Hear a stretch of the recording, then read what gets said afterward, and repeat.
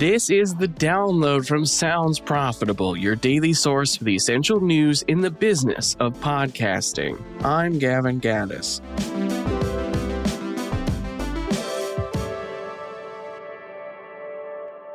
Here's what you need to know for today, Thursday, February 12th. First up, the politics of what we listen to. Semi-regularly, Tom Webster is quizzed about the political makeup of podcast listenership. These are usually motivated by popular theories and impulses. For example, podcasts are largely for liberals, or conservative podcasts rule the roost now.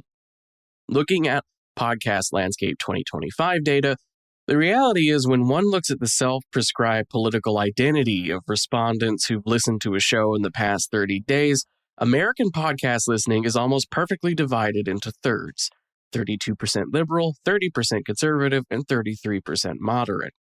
While the audience as a monolith is evenly divided, individual genres have their biases. TV and film is the most liberal-leaning with a 19-point gap between them and the conservative audience share. On the opposite end, conservatives outpace liberals at 7 points in business. Political talk is almost evenly split as the overall audience clocking in at 34% liberal, 26% conservative, and 29% moderate. Brands concerned about perceived political risk can see this data suggesting podcast genres are far less likely to be partisan bubbles than expected. Certain genres will reach certain audiences by dint of them specifically appealing to that group. As Webster says in his conclusion, podcasts didn't make science podcast listeners liberaler, and business podcasts don't generate new conservatives. They gave both groups engaging content to listen to, and those respective audiences embraced them. Next up, the two futures of podcasting, spectacle versus resonance. Ben Robbins argues that while the industry kicks off the year with existential debates about the future of podcasting, he sees a divergence. Quote, "Video and audio aren't competing. They're bifurcating into two distinct value propositions, one for spectacle and the other for resonance." End quote. Functionally, video podcasting is shifting into a lean-forward entertainment medium that competes with traditional TV. Put a pin in that idea for the next story we're going to cover.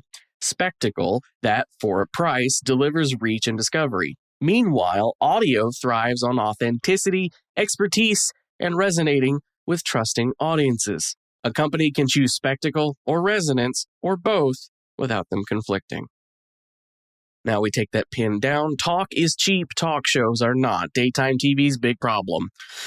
The announcement of Netflix video podcast in name only, The Pete Davidson Show, seems to have acted as a spark for a narrative that's gained traction throughout the last few weeks. Entertainment companies want video podcasts not for their podcast-iness, but because they're functionally identical to TV talk shows at a fraction of the cost.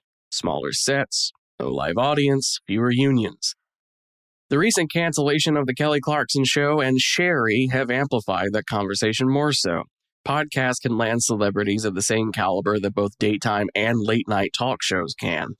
For example, Leonardo DiCaprio's press tour to promote one battle after another involved hopping onto new heights. After all, structurally, online chat shows aren't beholden to the time constraints of broadcast TV. Long-form conversations can happen, giving audiences more of a conversational, parasocial engagement with celebs versus the curt, rehearsed patter one finds on traditional TV talk shows.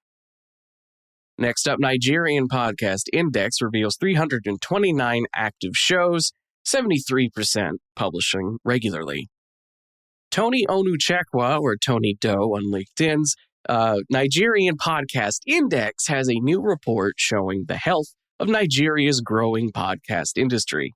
As the headline says, 73% of podcasts produced in Nigeria are actively uploading. Spotify is far and away the biggest platform of the indexed shows, with 59.3% of total podcasts hosted there. The next platform down has a little over 7% for context. The index argues Nigerian podcasting has matured past its proof of concept stage. That said, several areas of growth remain. With so many podcasts concentrated on one platform, a policy change or price increase could have an outsized impact on the young industry since it's widely being distributed from one source. Indigenous languages also appear to be underserved, with 90.6% of Index podcasts uploading in English. And for our final top story, Channel 4 expands third-party platform push with video content on Spotify.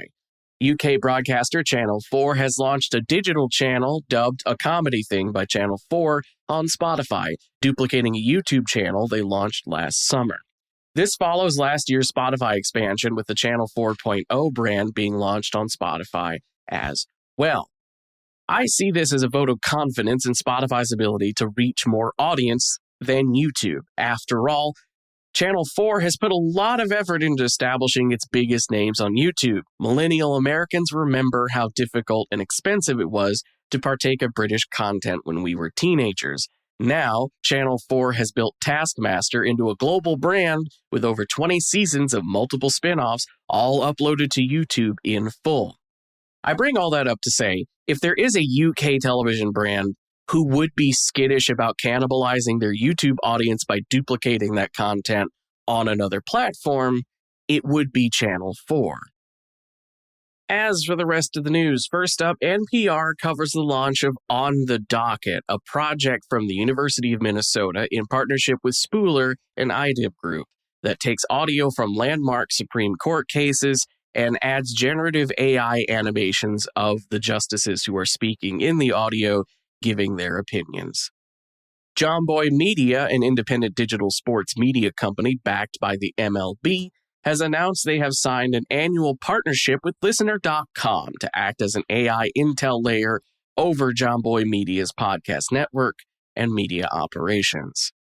Podcast platform Captivate has announced the appointment of Rob Walsh as VP of Podcaster Relations and Elsie Escobar as Creator Success and Community Manager.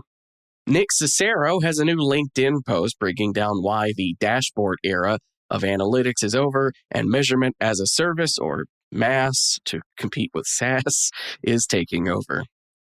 Dwellspring, the company launched from the Prodcast. Wow, Gavin. We're leaving that in. You get Prodcast. That's my gift to you today. Dwellspring, the company launched from the podcast 12 Hours Sound Machines, has debuted an interactive audio engine in their mobile app that allows users to build their own bespoke soundscapes for relaxation.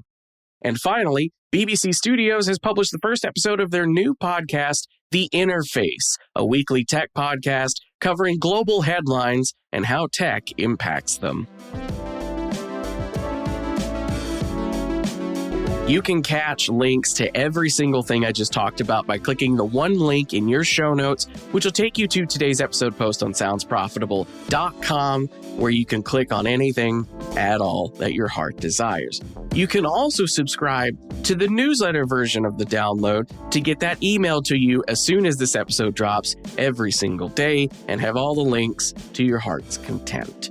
The download is written and produced by myself, Brian Barletta, and Tom Webster. For Sounds Profitable, I'm Gavin Gaddis, and I'll see you tomorrow morning for the download recap. See you then.